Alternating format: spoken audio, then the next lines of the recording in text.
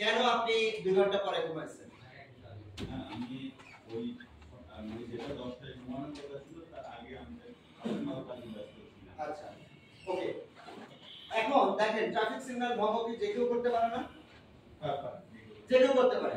ওনার জন্য ব্যক্তিগত কেসে প্রবলেমটা হলো উনি আগের দিন দেরি করে ঘুমাইছে। দেরি করে ঘুমানোর কারণ হলো উনি ওনার ব্যক্তিগত কাজে টাইম ম্যানেজমেন্ট করেননি, যে কারণে উনি অন টাইমে ঘুমাইতে পারেননি।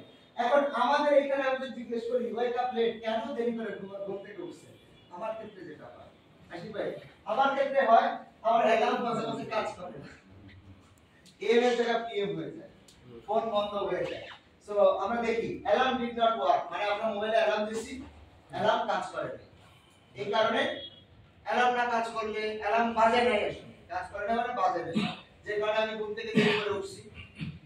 এখন অ্যালার্ম বাজে না, এটা কি রুট কজ? না অ্যালার্ম বাজে অনেক সময় ঘুম ভাঙে না, যেহেতু আমি না ঠিক আছে, এটা গভীর ঘুম তো সবারই আছে, কিন্তু তারপর আমাদের প্রতিদিন তো আপনি গভীর ঘুমের ভিতরে থাকেন না। ওই স্পেসিফিক দিনে আপনি কেন অতিরিক্ত ঘুমাইছেন সেটা আপনার বের করতে হবে, আপনার স্ট্রেস আছে কিনা, আপনি সিক ছিলেন কিনা। কিন্তু এই ক্ষেত্রে ওটা অ্যালার্ম বাজে নাই, এজন্য আপনি টের পান নাই। অ্যালার্ম বাজে নাই, এটা রুট কজ পেয়ে গেলাম আমরা। পাইছি কিনা নতুন যারা আছেন? কেন আরো বলতে হবে?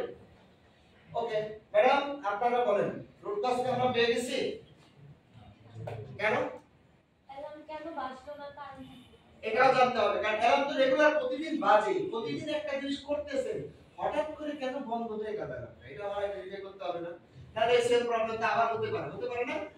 সো আমি পরবর্তী প্রশ্ন করব, কেন অ্যালার্ম বাজে না? অ্যালার্ম প্রবলেম ছিল মোবাইল দিয়ে অ্যালার্ম দিয়ে, আমি মোবাইল নিশ্চয়ই বন্ধ হয়ে গেছে। আমি অ্যালার্মটা দিচ্ছি কিনা এটাকে দেখি। ওকে আপনার ক্ষেত্রে আপনি অ্যালার্ম দিয়েছে গিয়ে এটাও দেখতে হবে। আচ্ছা ধরে নিলাম অ্যালার্ম বাজে না কারণ আপনি অ্যালার্ম দিতে ভুলে গেছেন। আমার ক্ষেত্রে যেটা হয়েছে আমার ফোন বন্ধ হয়ে গেছে, ফোন বন্ধ হয়ে গেছে।